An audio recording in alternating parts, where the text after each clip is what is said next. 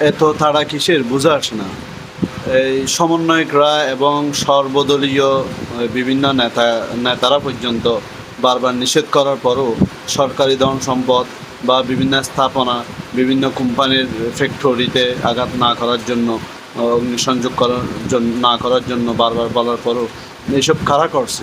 এইসব যদি এই আন্দোলনকারীরা বা সমন্বয়ক বা ছাত্ররা ওরা যদি না করে, যারা করতেছে তাদেরকে ধরিয়ে দিন আপনারা।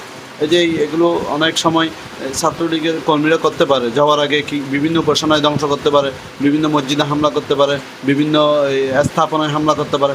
স্থাপনায় কেন বা হামলা করবে? স্থাপনা এগুলো তো আমাদের টাকায় দিয়ে করা, এগুলো আওয়ামী লীগ করুক আর বিএনপি করুক, এগুলো তো আমাদের টাকায় দিয়ে করা। তাহলে কেন ওখানে আমরা হামলা করব? বারবার জামাত ইসলামের, বিএনপি, তারপরে সমন্বয়ক ভাইরা সবাই বারবার নিষেধ করার পরও এগুলো তো হামলা করা এটা উচিত হচ্ছে না। আমাদেরকে সবাইকে সতর্ক থাকা দরকার এইসব থেকে।